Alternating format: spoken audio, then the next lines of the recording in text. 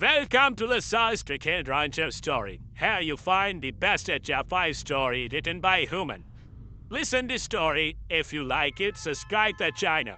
She's only 4 feet tall, but to her people she's a giant. Welcome to the world of science fiction. Comment below where in the world you are watching from today. And if you like this story, don't forget to subscribe. Jason Keller had always dreamed of setting foot on an uncharted planet. But not like this.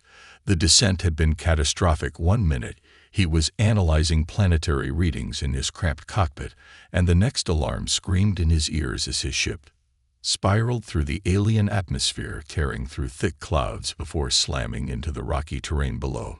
The impact had knocked him out, and when he came to, smoke curled from the crumpled wreckage of his vessel, his body etched all over, but he was alive. That alone was a miracle. He groaned as he unfastened the restraints, stumbling out onto unfamiliar soil, taking his first breath of the planet's air. It was breathable, though heavier than Earth's, carrying a strange but not unpleasant scent, a mix of minerals and something faintly sweet. The sky stretched above him, an unsettling shade of violet, with 2 distant suns casting overlapping shadows around him. Jagged rock formations jutted up like the ribs of some long-dead beast, and strange blue vegetation clung to the crevices. His ship was done for. The hull was cracked, the engines were beyond repair, and his communications array was fried. His distress beacon might still be functional, but with the damage his systems had taken, there was no telling if the signal would get through. He was stranded. Jason took stock of his supplies, what little had survived the crash: a compact survival kit, a few days' worth of rations, a plasma sidearm with limited charge, and a portable scanner. It wasn't much, but it was something. His best chance was to find shelter and a source of water. If he could get high ground, maybe he'd spot a natural formation that could provide cover. But before he could formulate a plan, a sharp rustling sound caught his attention. He froze. Something was watching him. He turned slowly, his fingers tightening around the grip of his sidearm. The rocks shifted again, and from the shadows emerged the strangest sight he had ever seen. At first glance, they almost looked human: bipedal, 2 arms, 2 legs. But they were impossibly small, barely 2 feet tall, with deep emerald green skin, sharp yellow eyes, and hair that shimmered like liquid silver under the twin suns. They were armed with weapons that looked far more advanced than their primitive size suggested: sleek metallic rods pulsing with a faint golden energy. There were 6 of them, all moving in tight formation, their eyes filled with cautious curiosity and undeniable hostility. Jason raised his hand slowly, keeping his posture non-threatening. He had encountered enough alien species in his time to know that first impressions were everything. "I don't want trouble," he said, though he wasn't sure if they would understand him. They responded with a series of rapid clicks and trills, their language sharp and rhythmic. His translator struggled to keep up, spitting out a garbled attempt at coherence. The only words it managed to process were intruder and capture. Well, that was an ideal. Before he could react, they moved in. Despite their size, they were fast, lightning quick, darting around him with precise coordination. One jabbed at his ribs with the end of their weapon, sending a crackling energy pulse through his body. Pain shot up his spine, numbing his limbs. His knees buckled, and before he could recover, they were on him, securing his wrists and stripping him of his gear with an efficiency that suggested they had done this before he barely had time to register his situation. Before they started hauling him toward the rock formations, dragging him with surprising strength, Jason knew struggling was pointless. He wasn't in a position to fight back, not without knowing what he was up against. If these tiny warriors wanted him alive, that meant there was someone calling the shots, someone who might be willing to listen. All he could do was play along and gather information. They led him deeper into the rocky terrain, through narrow crevices and winding passages that eventually opened up to something he hadn't expected: a city. It wasn't built on the surface like human settlements, nor was it a crude tribal village. Instead, it was seamlessly into the underground cavern network. Glowing structures carved directly into the stone, lit by an array of bioluminescent flora and advanced energy sources. Vehicles hovered along narrow pathways, and everywhere he looked, the tiny inhabitants bustled about their lives. Despite their size, this was no primitive race. They were advanced, efficient, and they had an infrastructure Far beyond what their stature would suggest, Jason was dragged through the streets. His presence drawn the attention of the locals. Murmurs spread through the crowd as the small green-skinned people gawked at him, whispering among themselves. Some looked fearful, others intrigued. A few of the younger ones darted closer, trying to get a better look before being ushered away by their elders. He had never felt so large in his life, a literal giant among them. But that thought barely had time to settle before he was thrown to his knees before a raised platform where another figure stood waiting. And she was different. She was taller, much taller, at least 4 feet, towering over her people. Like a colossus, her posture was commanding, her presence radiating authority. Unlike the others, who wore practical armored suits designed for mobility, she was adorned in battle-scarred leather reinforced with metallic plating, a blade strapped to her back, and a pulse rifle slung over her shoulder. Her sharp yellow eyes locked onto him with the intensity of a seasoned warrior sizing up a potential enemy. She took a step forward, and the murmurs around them died instantly. The guards flanking Jason stiffened, standing at attention. She didn't speak immediately, simply studying him, arms crossed over her chest, her expression unreadable. Then, after a long silence, she finally spoke, and this time his translator caught every word. "So you're the giant everyone's been whispering about." Jason blinked. Of all the things she could have said that hadn't been on his list of expectations, he opened his mouth, but she held up a hand, silencing him before he could speak. "I don't know what you are, where you came from, or why you're here," she continued, her voice carrying the weight of command, "but you crashed in my territory, and that makes you my problem." Jason was starting to piece things together. She wasn't just another warrior. She was a leader, possibly the leader. The way the others deferred to her, the way her presence alone kept them in check, it all pointed to someone with authority. Someone used to making life or death decisions. "My name is Jason Keller," he said, finally, making sure to keep his tone even respectful, but not submissive. "I didn't mean to intrude. My ship malfunctioned, and I crashed. I have no hostile intentions." Her expression didn't change. "That remains to be seen." She turned to one of the guards. "Take him to the holding chambers. We'll decide what to do with him later." The guards obeyed him immediately, gripping his arms once more and hauling him to his feet. Jason considered resisting, but dismissed the idea just as quickly. This was just the beginning. If he wanted to get out of this alive, he needed to understand these people, and more importantly, he needed to understand her. As they dragged him deeper into the city, he couldn't help but glance back at the 4-foot warrior who had just determined his fate. He had a feeling she wasn't just another alien. He would study and move on from something told him that whatever happened next, she would be at the center of it.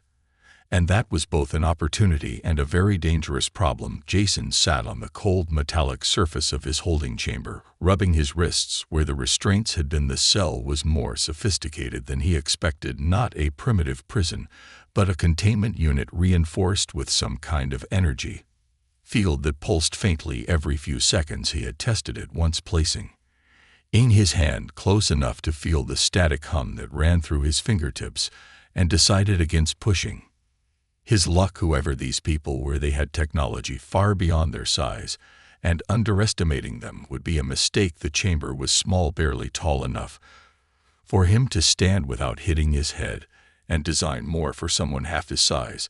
There was a cot of sorts built into the wall, but it was laughably tiny, forcing him to sit with his knees nearly up to his chest.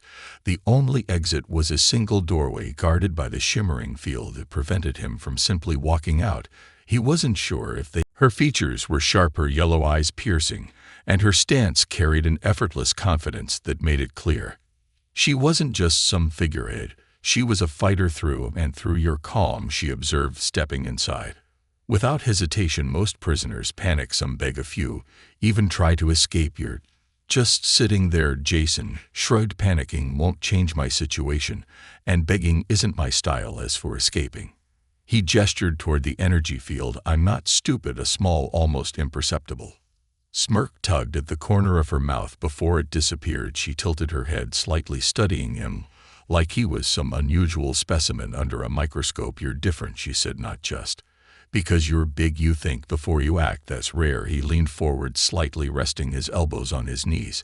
"And what about you? Your people aren't what I expected. You're more advanced than I would have guessed, And you're taller than the rest, stronger, clearly their leader, but you don't seem entirely convinced of me yet." Her expression hardened slightly, though not in anger, more like a challenge being issued.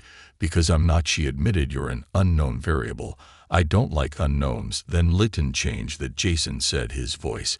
"Even you have questions, ask them." Anna studied him for a long moment before stepping closer, closing the gap between them until she was standing just a few feet away. "Fine," she said. "Litton, start with the obvious. Who are you really and why are you here?" He exhaled, running a hand through his short, dark hair before answering. "Jason Keller, human xenobiologist. My job is to study alien ecosystems, document new species, and when possible make peaceful contact with intelligent life."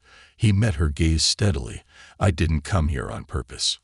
My ship's navigation systems failed, and I crash-landed. If I had a choice, I wouldn't be intruding." Anna narrowed her eyes slightly, searching his face for deception. "And yet you are here. My people are right to be cautious. The last time an outsider arrived on our world, it didn't end well." Jason's brow furrowed. "That was new information. You've encountered others before." She didn't answer right away, as if debating whether to reveal more. Eventually, she sighed, leaning against the wall with her arms still crossed. "A long time ago, before my time, a larger species like you arrived in what we now call the Old War. They weren't peaceful. They saw us as insignificant, something to be conquered or used. We fought back, we won, but we lost too much in the process." Jason nodded slowly, taking in the weight of her words that explained the caution, the immediate hostility. He wasn't just an outsider, he was a reminder of an old enemy. "I'm not them," he said simply. "We'll see," she replied. For a moment, silence stretched between them, thick with unspoken thoughts. Jason could tell she wasn't fully convinced, but at least she was engaging with him, not treating him as a mindless threat. That was a start. He decided to push his luck. "So what now?" he asked. "Do I stay locked up until you make up your mind?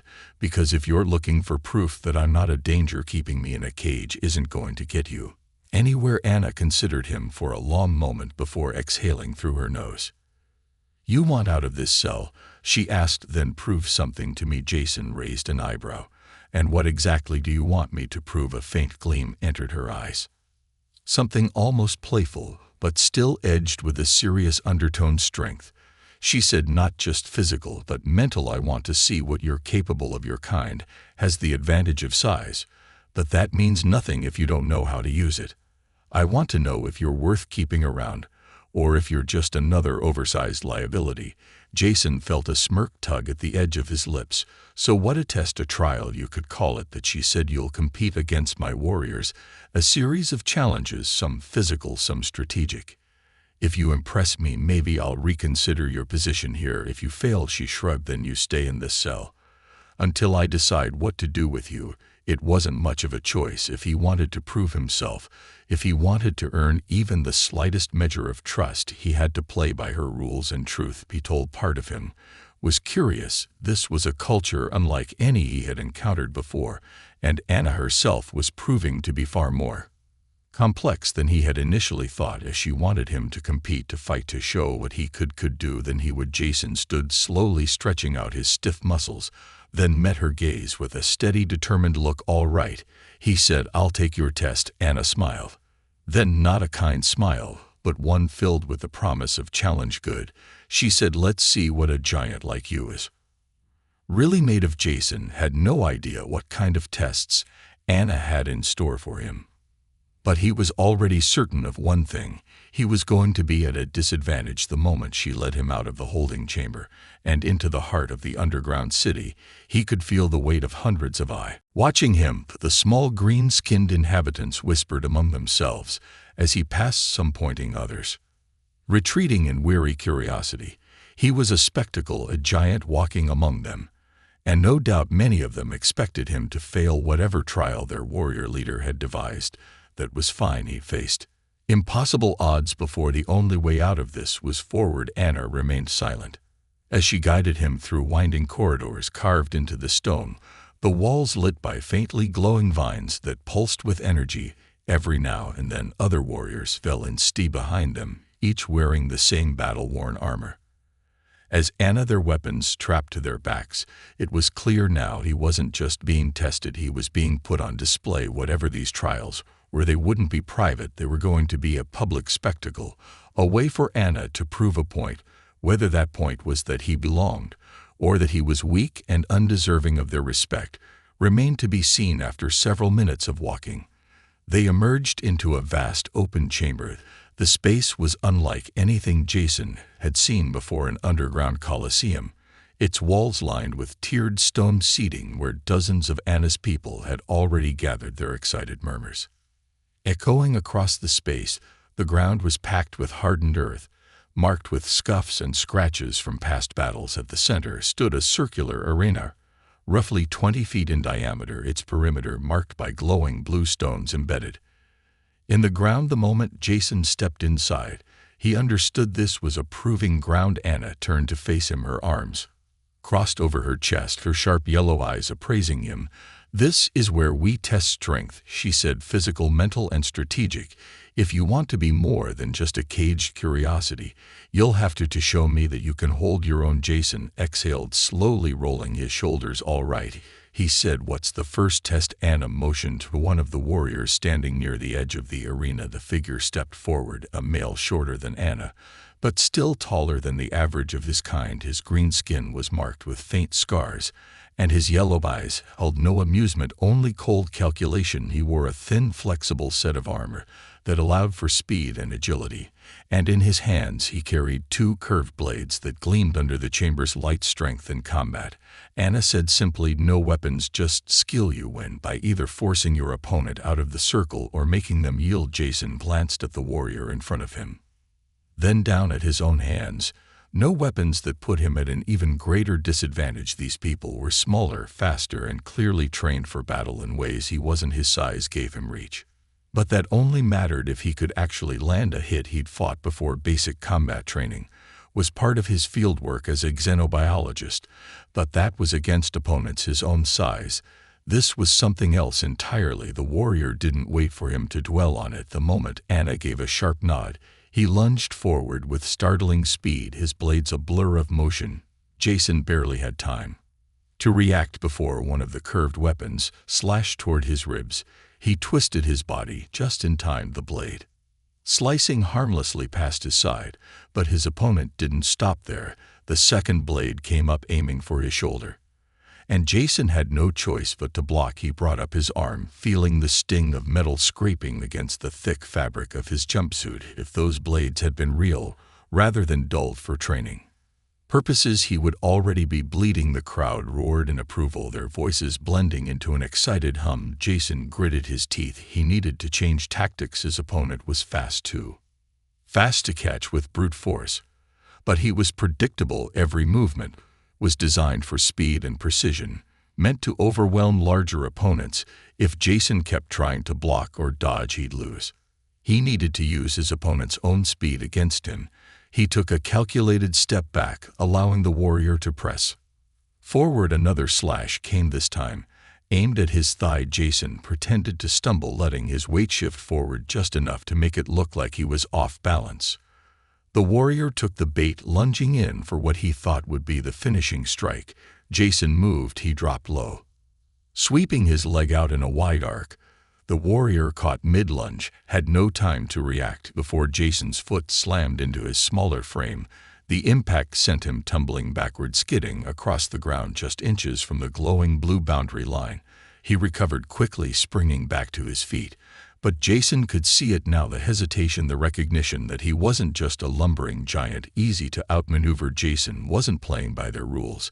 He was adapting. The next exchange came faster. The warrior tried to recover his momentum, darting in for another attack. But Jason was ready. Instead of dodging, he met the charge head-on, using his larger size to absorb the impact. The warrior crashed into him, expecting resistance, but Jason twisted his body at the last second, using his opponent's own momentum to redirect the force. The smaller fighter lost his footing, and Jason seized the moment. He grabbed the warrior's wrist, twisting it just enough to force the blades from his grip, then planted a firm hand against his chest and shoved. The warrior stumbled back and stepped over the blue line. Silence filled the chamber. Then a roar of mixed reactions erupted from the crowd. Some voices cheered in approval, while others muttered in disbelief. Jason stood in the center of the arena, breathing hard, his pulse still hammering in his ears. His opponent stared at him from beyond the boundary line, his yellow eyes filled with grudging respect and irritation in equal measure. Anna stepped forward, her expression unreadable as she studied Jason. Then, to his surprise, she nodded. "Not bad," she said. "You're stronger than you look, smarter too." Jason exhaled, rolling his shoulders. "Is that enough?" "Proof for you," Anna smirked. "Not even close. That was just the first test." He let out a dry laugh, shaking head. "Of course it was." She gestured for him to follow. "You've shown you can fight now. Let's see if you can think." Jason sighed and followed her out of the arena, knowing that this was only the beginning. Jason followed Anna through a narrow stone corridor that wound its way out of the underground coliseum. His muscles still burned from the fight, and though he had won, he wasn't foolish enough to think that meant he had earned anything. Yet the warrior he had faced had been skilled, fast, and trained for combat, and Jason had barely managed to keep up. If it hadn't been for his ability to outthink the smaller fighter, he would have lost. But he could still feel the weight of Anna's gaze on him, as if she were measuring every step he took, evaluating him for weaknesses. The narrow passage eventually opened up into another cavernous space, though this one was different from the last. Instead of a coliseum, this chamber was lined with intricate stone structures that formed a series of levels, each one occupied by various members of her people. Some were warriors training in small groups, while others appeared to be engineers or strategists hunched over glowing displays that projected schematics and maps of their subterranean territory. There was an intensity to the atmosphere, a sense of urgency. It told Jason these people weren't just preparing for future battles, they were already at war. Anna stopped at the edge of a raised platform overlooking the chamber. She didn't turn to face him when she spoke. "You survived the first test, which means you're not completely useless. But combat alone doesn't prove anything. Strength without intelligence is a liability. If you want to be more than a temporary prisoner, you need to show that you can think." Jason leaned against the railing beside her, taking in the vast underground complex. "And how exactly am I supposed to do that?" She finally turned to look at him, her yellow eyes sharp. "By helping us win." Jason frowned. "Win what exactly?" "The war," Anna said simply. He exhaled, glancing at the glowing maps below. "Who are you fighting?" "The Vorik," she said, and for the first time since meeting her, there was something different in her voice, a hardness that hadn't been there before. "A species of subterranean predators. They're larger than us, stronger, and they've been getting bolder. They burrow into our tunnels, attacking our people, raiding our supplies. It's getting worse. We've held them back for years, but something's changed. They're organizing in ways they never have before. If we don't find a way to stop them, we lose everything." Jason studied the map, taking in the glowing red markers that showed enemy positions. He could already see what she meant. The Vorik weren't just random scavengers. They were coordinating their attacks. There were clear patterns in their movements, calculated strikes at strategic points. This wasn't just mindless aggression, this was war. "You don't know why they've changed tactics?" he asked. Anna shook her head. "That's part of the problem. We don't know what's driving them.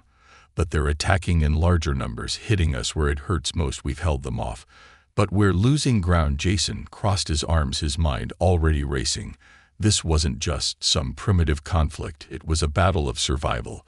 "And the stakes were high." "You said they're bigger than you, twice our size," she confirmed. "And they hunt in packs." He nodded slowly. "That means they rely on strength in numbers, but numbers mean nothing without strategy. If they've suddenly started thinking differently, something's changed in their leadership." Hannah tilted her head slightly. "Go on." Jason motioned toward the map. "Look at their attack patterns. They're not just raiding. They're targeting key locations, food stores, supply routes, tunnel intersections. They're cutting off your resources." Anna exhaled sharply. "We know that. The question is why." Jason stared at the display, piecing together the puzzle. "It's not just about starvation or territory. If they were just mindless beasts, they'd take what they need and retreat. But they're doing more than that. They're weakening you. They're preparing for something bigger." A flicker of something unreadable passed through Anna's expression, And what do you suggest? Jason pointed at a specific section of the map, a tunnel system, marked in blue running parallel to the Vorax attack routes. This passage here, it's not fortified, but it connects to their most frequent raiding spots. They're avoiding it. Why? Anna frowned. Studying the area, he indicated, we've considered that it's a natural fault line, unstable. We don't use it because it could collapse at any moment.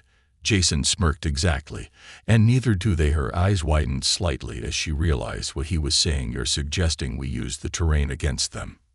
He nodded. Set a trap, force them into that passage.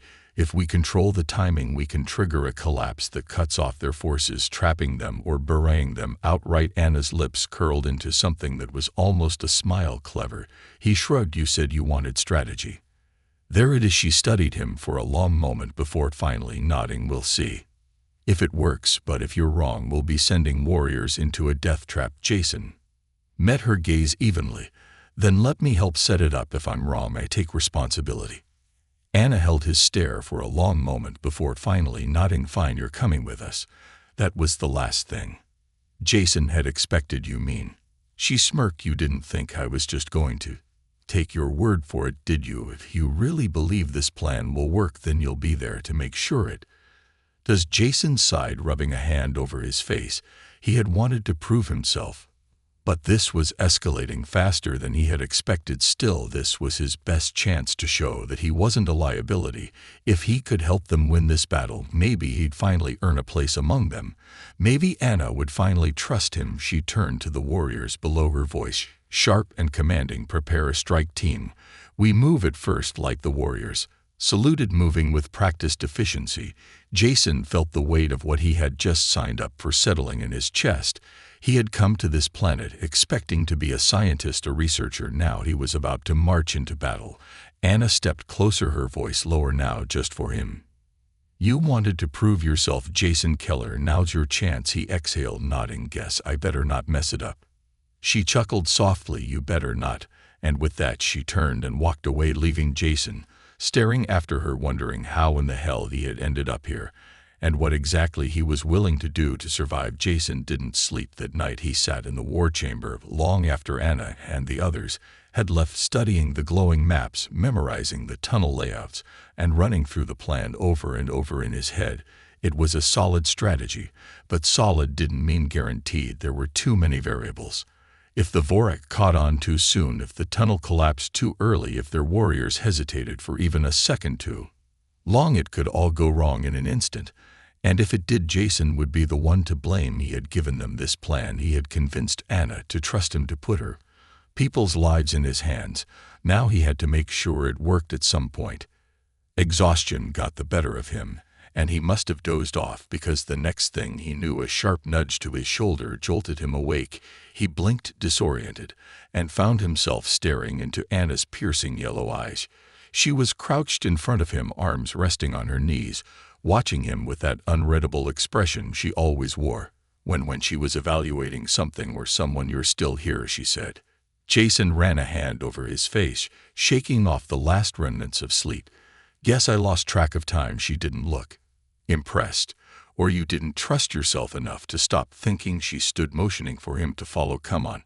We're moving out. Jason exhaled, pushing himself up. His body was stiff from sitting in the same position for too long, but he forced the tension from his muscles and followed her out of the chamber. The city was different at this hour, quieter, but not asleep. Warriors moved in tight formations, gathering supplies, checking weapons, speaking in hushed voices.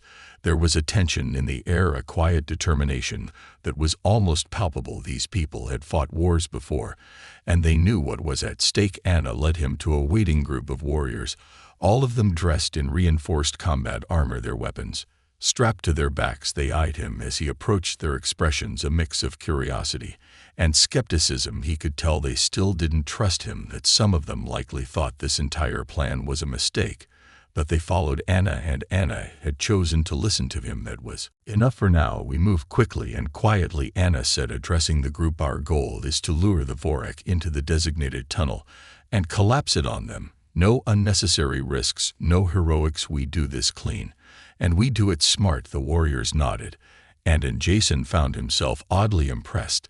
There was no posturing, no wasted words, just absolute focus.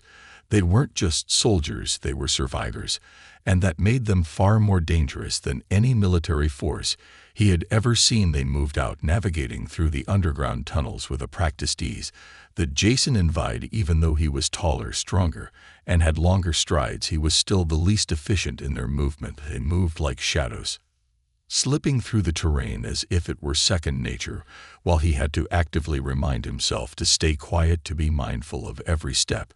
Anna kept close to him, her presence both a silent warning and an unspoken reassurance. She was watching him, making sure he didn't slow them down, but she also hadn't cast him aside. That meant something. The tunnel stretched out ahead of them, narrowing as they reached the unstable passage Jason had identified on the map. The ground beneath them was softer here, the walls lined with deep cracks where the planet's seismic shifts had left their mark. It was the perfect trap if they could spring it correctly. Anna motioned for the group to halt, then turned to Jason. "This was your idea," she said. "So tell me, how do we make sure they take the bait?" Jason crouched, running his fingers over the ground. He could feel the faint tremors beneath the surface, subtle, the constant. This section was fragile, ready to collapse, but it needed the right trigger. "We need to lead them in," he said. "A fake retreat. They chase us in, thinking they have us cornered. Once they're deep enough, we take out the support structure." He pointed to a series of stone columns lining the tunnel walls. "These are holding everything up. Bring them down, and the whole place goes." Anna studied the area, then nodded. "All right.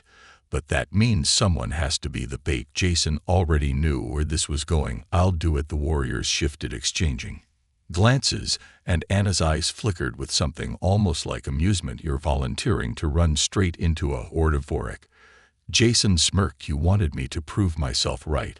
This is the fastest way." For a moment, he thought she might argue, might try to come up with an alternative, but then she just exhaled sharply and gave a short nod. "Fine. Just don't get yourself killed. If you do, I'll be very annoyed." Jason chuckled. Noted. They set up quickly, positioning warriors along the perimeter of the tunnel, while Jason took his place closer to the open passages where the Vorik were likely to appear. He gripped the small energy blade. Anna had given him a compact weapon designed for their size, but still effective enough in his hands. It wouldn't be much against the Vork's natural strength, but he wasn't planning on fighting them. He just had to make them believe he was worth chasing. Minutes passed, then an hour. The tension stretched, and Jason wondered if maybe the Vorik weren't going to take the bait after all. And then the ground rumbled. A deep guttural sound echoed through the tunnel, followed by the unmistakable scraping of claws against stone. Jason's pulse quickened. They were here. He didn't have to wait long before the first of them emerged from the darkness, a hulking creature with obsidian-black scales, standing twice as tall as Anna's people, its sharp reptilian features twisted in a predatory snarl. More followed, their yellow eyes glowing in the dim light, their bodies moving in unison. They weren't mindless, they were calculating. Jason did the only thing he could. He ran, he bolted toward the tunnel, making sure his footsteps were loud enough to be heard, making himself an obvious target. The Vork snarled, then lunged after him, claws scraping against the rock. As they pursued, Jason's heart pounded as he pushed forward, leading them exactly where they needed to go. The tunnel narrowed, and he could feel the unstable ground beneath him shift with every step. He just had to go a little farther. Then he heard the signal, Anna's sharp whistle cutting through the air. He threw himself to the side, just as the warriors activated the charges they had planted in the support structures. The explosion wasn't massive, but it didn't have to be. The walls trembled, then cracked, and then with a deafening roar, the tunnel collapsed in on itself. The story continues next video.